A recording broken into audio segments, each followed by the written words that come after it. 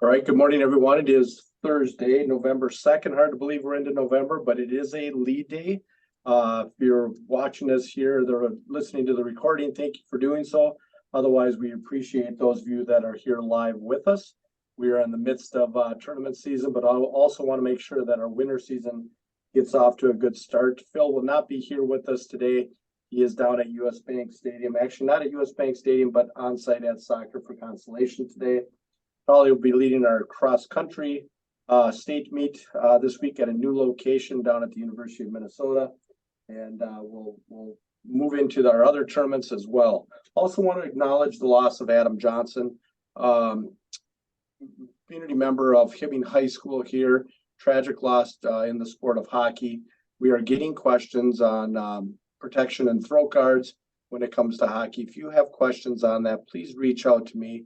But we do want to acknowledge the loss, not only to the Hibbing community, but our hockey community with a storied history here for Adam Johnson. You can look at our agenda here for this week as well. Thank you to our liaisons for assisting us in putting together an agenda that will hopefully assist you again on where you're at and heading into the winter season. To get us started here, we're going to start with Charlie and Together in Partnership and discussing the statewide leadership conference. Charlie? And we're going to have Charlie on mute. I took that over for Lisa today. Good morning, everybody. Thank you. We are emphatically encouraging you to register your school to join us for the 2023 Together in Partnership Statewide Student Leadership Conference. Beyond bringing students together, we have partnered with former NBA player, national student leadership expert Omari Pearson to develop this conference, an interactive, educational, high-energy learning experience for both students and the adult chaperones. We think that's a real nice ad for this conference. If you had the fortune of joining us for a fall regional student meeting, this event will be different. It will enhance and extend that experience for your school and for your kids. We also recognize the pace of activities during the fall tournament season. We recognize there's also a transition to winter activities. So we've established the registration deadline as Wednesday, November 22nd, giving you time to identify students and to let us know for planning purposes that you will attend and how many students you will bring. And that number is up to 12 students. Thank you to those schools that have already submitted your registration. Please note that your principal and superintendent will be receiving an informational flyer later today about the conference.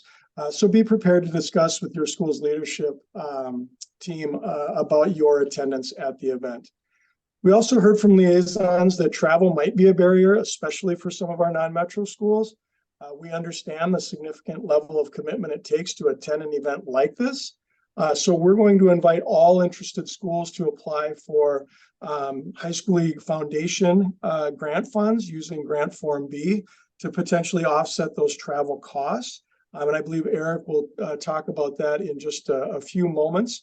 But right now, I'll turn it back to you, Bob. Good, thank you, Charlie. And there is never a perfect time, date, or location for something like this, but we need you there, trying to remove as many barriers as possible. Imagine if we had 100 schools and 1,000 students in attendance, how impactful that would be. And that is a goal of ours. So please get your students registered. Eric, we just mentioned the foundation. Let's talk more about the foundation and the applications, Eric. Thanks, Bob, and good morning, everybody. Had a great chance this morning to open my day in St. Cloud with the Central Division of Principals up there. And the Together in Partnership was one of my primary notes for them to take, and also foundation grant applications was the second thing. I said, please write these down and communicate with your ADs relative to both the Together in Partnership as well as the foundation grant. You've heard this before, but just want to remind and especially reach out to ADs who haven't had experience in supplying foundation grants. You see the two separate grant opportunities. Again, Form A is designed to send dollars directly back to your schools to assist schools in supporting students who have economic barriers to participation. So in whatever way you can reduce or remove activity fees for students by using these dollars, that is the primary focus of the entire foundation. In addition, Form B focuses on allocations to schools, conferences, sections, etc., who want to put together programming for their students or for their coaches around leadership, character, and specifically health and safety. Many of you have already received AEDs through our Form B grant. You could get another one this year if that's something that you would take time to fill those grant applications out for. Again, down below, I know that you can all read, but the foundation website is super helpful on this. We're willing to answer questions here. Know that there are two separate applications, a Form A and a Form B, and so please make sure that you fill those out. One of the questions that we've heard most frequently is, our board meeting doesn't happen until just after November 15th. Can we still apply? And you can, and the process would be to supply your application with the signature from your lead administrator in your school district or in your school, be it a president or superintendent, that demonstrates that they are in support and that it also is on an agenda for a coming meeting. And so you can then send in the completed resolution once you have that board approval for either one of those grants. Our target last year, 316 schools in Form A. We would love to have more than 316 schools to share in that $700,000 that goes directly back to schools to assist our students. So I think those are the primary aspects there on foundation. Bob, anything you think I missed on that one? Oh, we have money and it's set for schools, so please apply. Very good. Thank you, Eric. Let's talk more about rep assembly next here, Eric. Not only the date, but also two proposals that we have before us. Eric?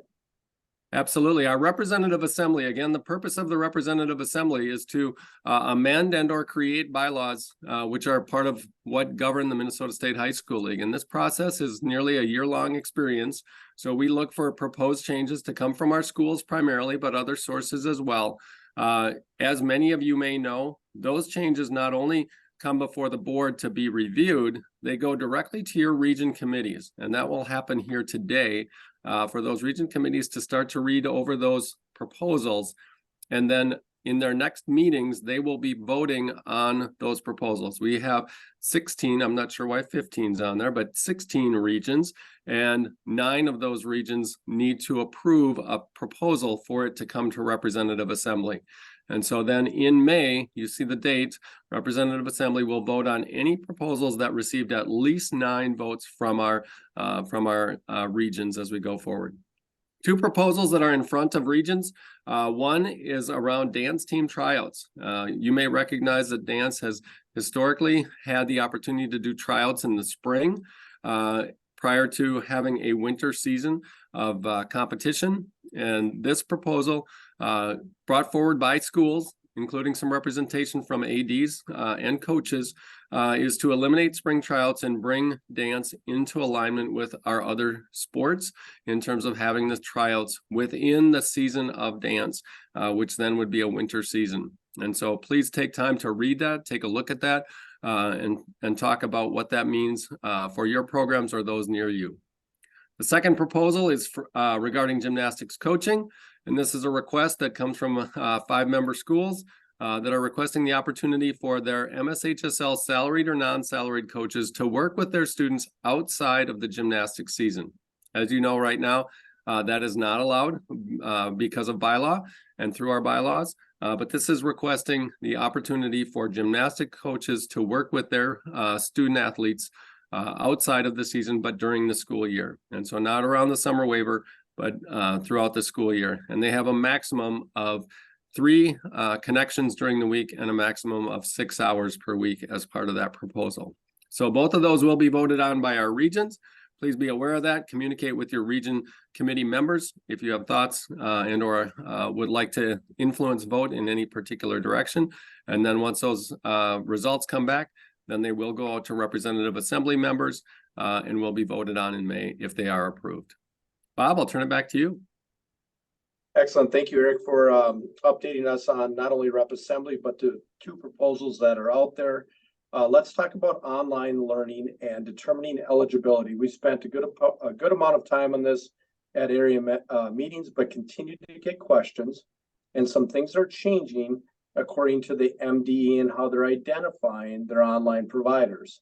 So just a reminder that you can find the comprehensive online learning provider list directly under eligibility resources. The link shows it here under transfer resources. That MDE link is there, and that's for comprehensive providers, for those that are there, what we would call enrolled full-time. And remember the transfer eligibility guide. I've snipped both the online ISDs and the charter schools, and just reminder that those two have different determinations when it comes to eligibility. Lisa's going to give us and show us a couple examples of those next, and also describe that list and what that looks like.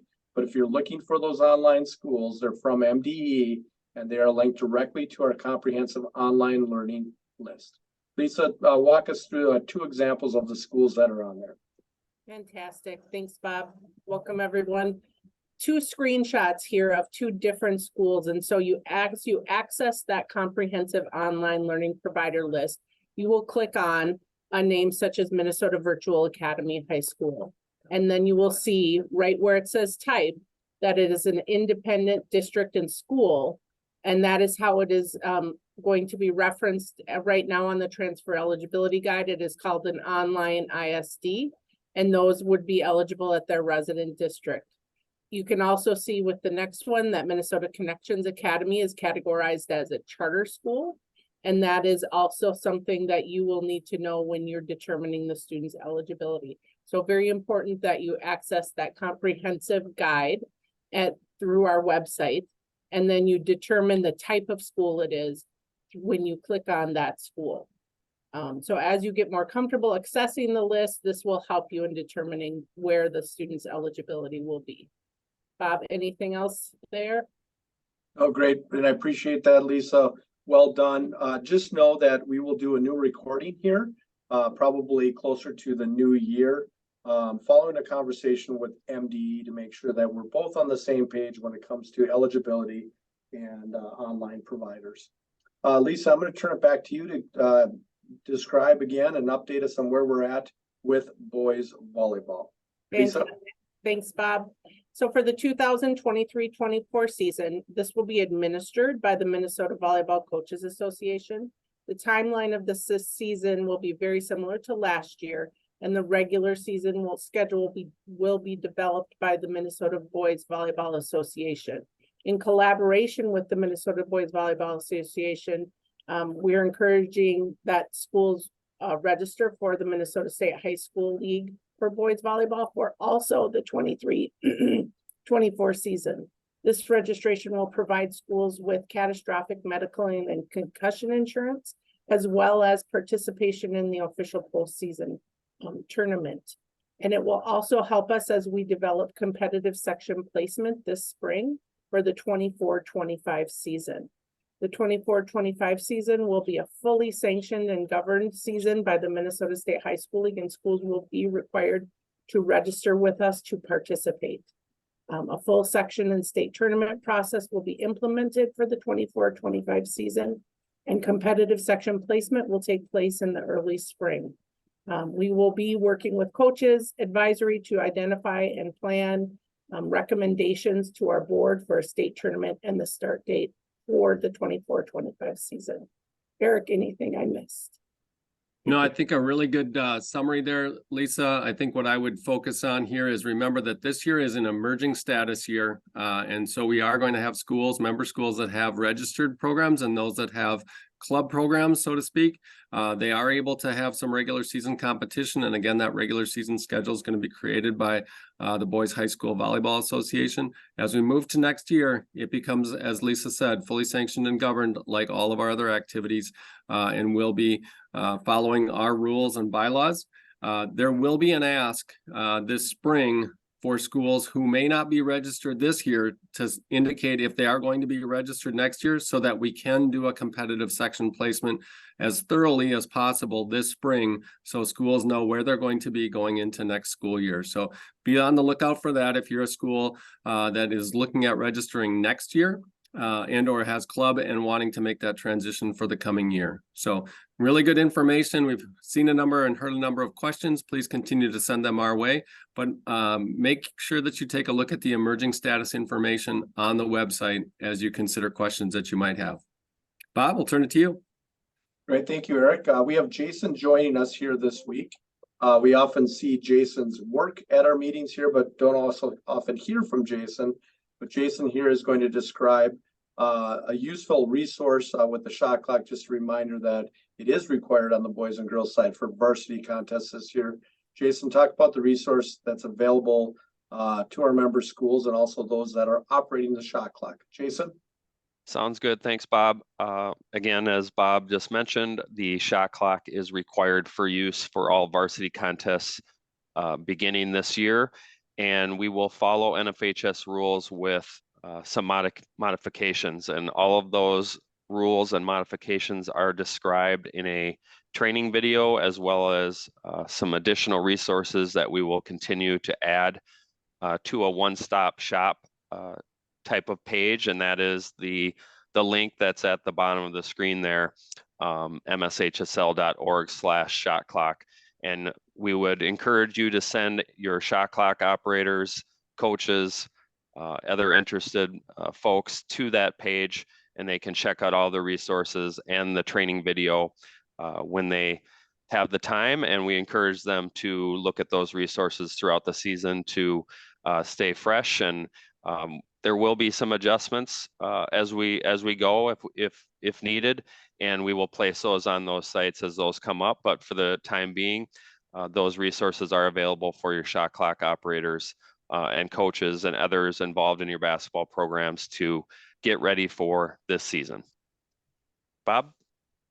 Very good. Thank you, Jason. Great resource from what I've heard from those that have seen it. It's available now to you on your dashboards along with your coaches, but make sure that shot clock operator or operators in your community have that available to them and are aware of it. We've talked a lot about behavior expectations over the last year. Charlie's done a great job of working with students, Charlie and Lisa, I should say. And because of that, we have our behavior expectations and an option for you in the form of a banner. Charlie described what they will get and how they can do so. Charlie?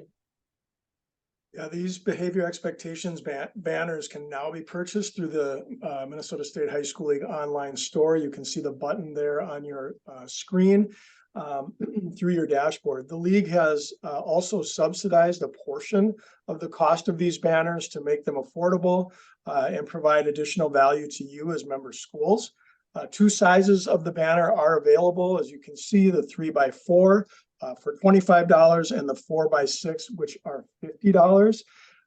Orders, the store essentially will be open for orders through November 15th. You can expect delivery to your school sometime early December. What we have noticed is a number of schools that have already placed their orders are purchasing multiples so that they can be displayed in each of the competition spaces where their kids and people might be gathering in their school or related facilities. And with that, I believe we'll be moving to the checklist on the next slide. And today I'm pinch hitting for Phil in this space. There are a number of items and reminders, some of which will be reviewed from the meeting today. But these will certainly be helpful for you over the next several weeks as the fall season concludes and the winter season comes alive. A little bit of chronology here. First, if you have coaches that need to be licensed as a head coach in Minnesota, please note that the registration deadline for our last fall course is November 12th. That course will be an in-person course at Wayzata High School on November 19th. Register for the AD education requirement. That class is on November 15th. We will take registrations right up until that time. Again, can be done through your dashboard. A reminder that this is a once-in-a-lifetime requirement that should be completed within your first 3 years of being an AD, and a number of you have already met that requirement. As Executive Director Martins indicated earlier, the foundation applications deadline is November 15th. So again, prioritizing the application process so those funds can be dispersed back to your school to support your student programming. The registration for the Together Statewide Conference deadline, November 22nd. And now into some reminders. Review the policy for the special recognition and modifications and commemorative or memorial patches. We still continue to get a lot of questions about whether or not uniforms are legal. And start with this resource and also reference your NFHS rules book, and we are here to assist you as well. If your school will have a boys volleyball team in the spring of 2024, ensure that it is registered. Review shot clock information, as Jason talked about just a couple of slides ago. And again, that information is on the public side of the website, so it can be shared with any interested parties with no special access to the website needed. And then as your winter seasons gradually come underway with a staggered start, you're going to have about 5 weeks of work ensuring that students are fully registered and eligible to be on your master roster and eligibility list. You're going to need to be making sure that coaches and advisors have an account on the league website, are members of your school and assigned to the correct coaching role. And of course, with that comes the monitoring of the coaches' education requirements, both annual and continuing education, to be compliant with league board policy. So a number of things there. Use this slide as a resource to help you here through the next several weeks. Bob, I'll turn it back to you. Very good. Thank you, Charlie. Lengthy checklist. Hopefully this assists you. We're going to leave you with 9 minutes left here on a typical half an hour. Use them wisely. Have a great day and a great weekend. See you at a state tournament. Thank you.